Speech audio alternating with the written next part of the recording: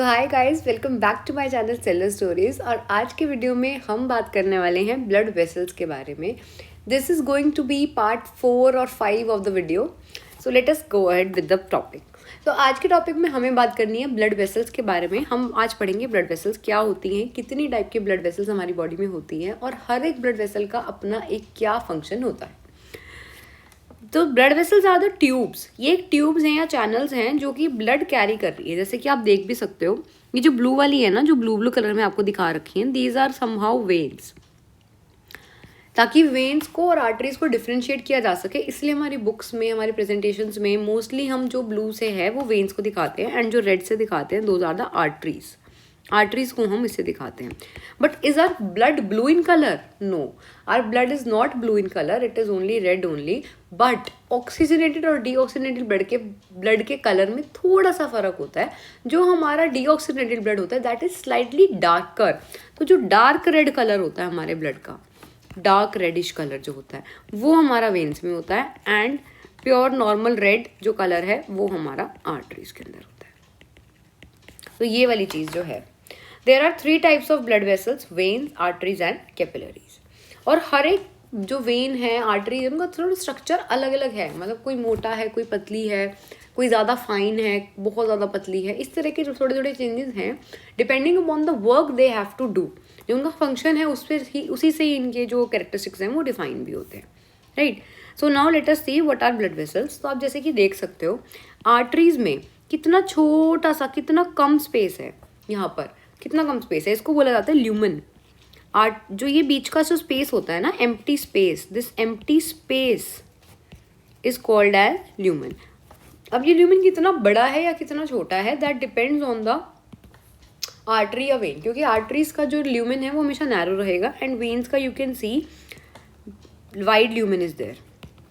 इनका wide lumen होता है, थोड़ा ज़्यादा होता है। And capillaries, these are the thinnest ones. मतलब इनका डायमीटर इतना ज़्यादा कम है, बहुत बहुत, मतलब literally these are the very very fine, very very fine. अगर आप केमिस्ट्री लैब कभी गए हो तो you would have seen the capillaries. तो जैसे वो होती है वैसे ये भी बहुत पतली होती है और इसके अंदर प्रेशर भी बहुत ज़्यादा हाई होता है, ब्लड प्रेशर, राइट। सो आर्टरीज को देखते हैं। It has a thickest wall of 3। मतलब इन सबकी, इसकी जो वॉल है वो भी थिकेस्ट है, सबसे थिक वॉल इसकी है। इसको थिक रखनी भी पड़ती है क्योंकि हार्ट जो है it pumps blood with high pressure. It pumps blood with high pressure. अब इतना हाई प्रेशर से वो ब्लड पंप कर रहा है, तो अगर ये ज़्यादा पतली सी हुई, इसकी वॉल्स बहुत पतली सी हुई, तो now that artery can burst. अगर वो बर्स्ट कर जाएगी तो there is very much chances of an organism to die, right. So ये वाली चीज़ इसलिए गॉड ने हमारे लिए ऑलरेडी किया है। हमें खुद भी पता नहीं होता कि हमारी बॉडी हमारे लिए कितना कुछ करती है।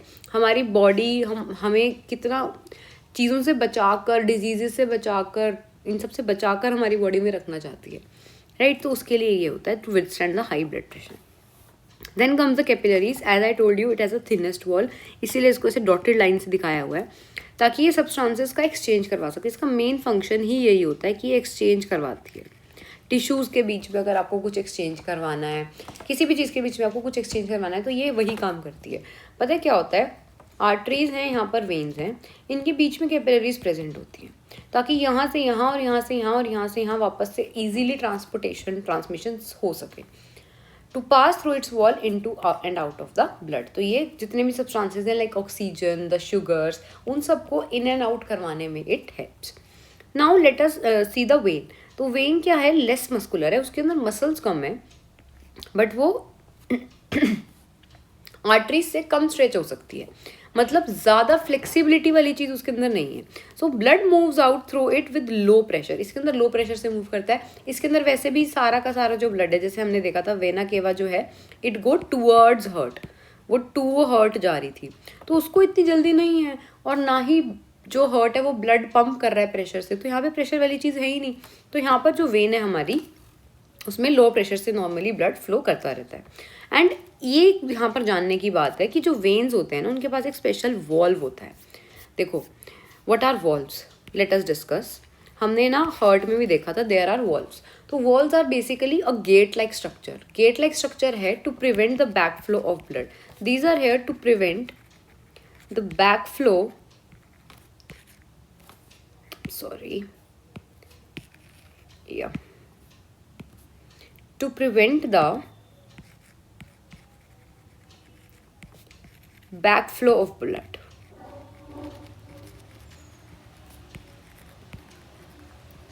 तो these basically helps in the prevention of backflow of blood. ये बैकफ्लो ऑफ ब्लड को प्रिवेंट करती है ताकि जितना भी ब्लड है जो ऑलरेडी आगे जा चुका है, हार्ट में जैसे ब्लड से जा चुका है, तो वहाँ से वो बैकफ्लो ना कर दे. तो जो बेसिकली वेन्स हैं they have valves present in them.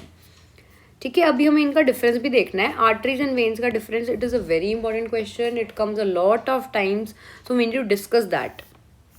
Right, देखो आर्टरी और वेन का डिफरेंस आ भी गया. तो सबसे पहला डिफरेंस है, आर्टरीज जो है वो थिक हैं and the veins are thin. ये तो हमने देख ही लिया था. These are elastic. इलास्टिक मतलब दे कैन स्ट्रेच. वो उनके पास स्ट्रेचिंग की प्रॉपर्टी है, they can stretch. And they are muscular walls, मतलब मसल्स भी इनके पास हैं. These are non elastic. हमने देखा था ज़्यादा मस्कुलर भी वेन्स नहीं होती हैं. इसका हमने देखा था नैरो ल्यूमन, क्योंकि बड़ा ही पतला सा स्पेस था इसके पास. राइट, इसके पास काफ़ी ज़्यादा अच्छा खासा स्पेस था, तो इसलिए हमने कहा था इसमें वाइड ल्यूमन है.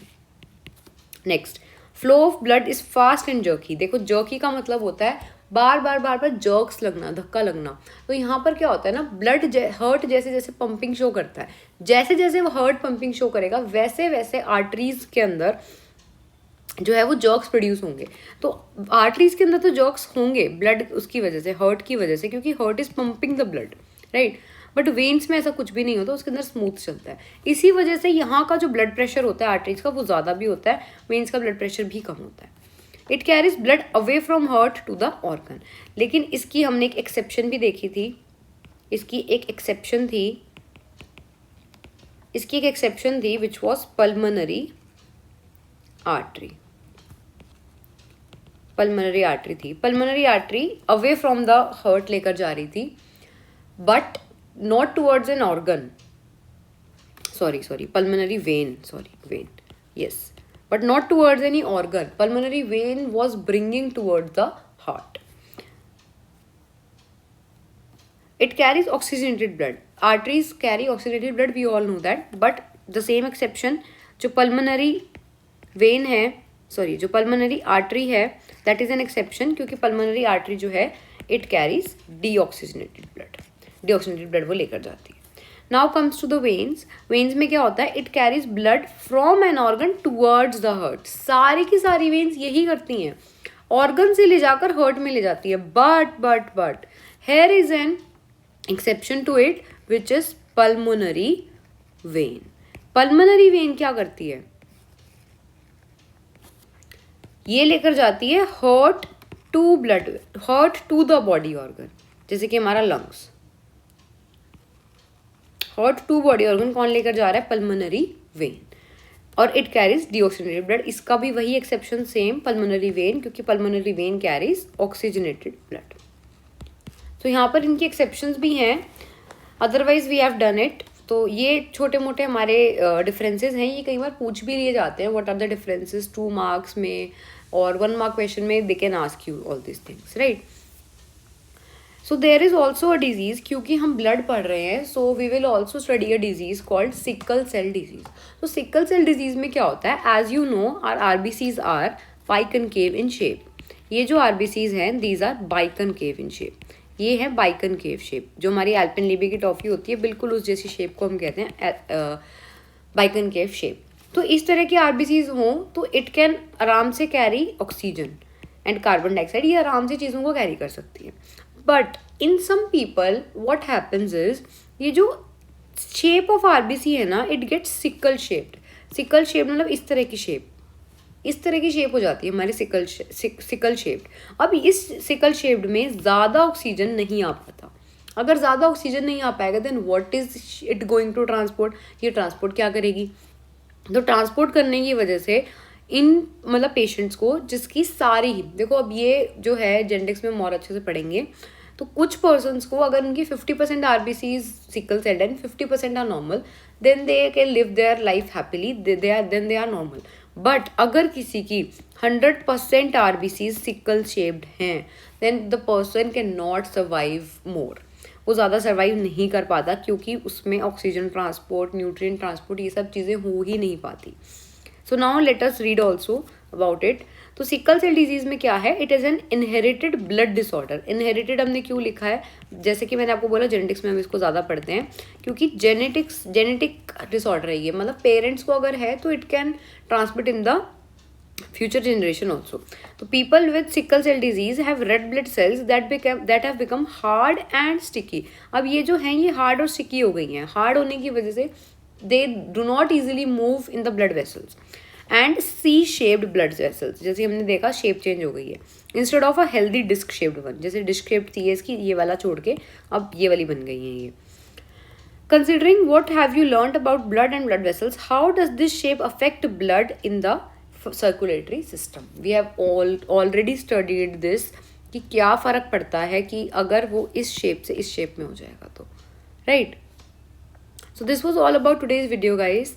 If you like this video then share it to your friends, and if you find this video helpful then please watch the more videos about this, because we have 4-5 more videos of the circulatory system about the same, and we are going to upload one more video on the topic lymph. Then our circulatory system will get over. So stay tuned guys. Thank you so much.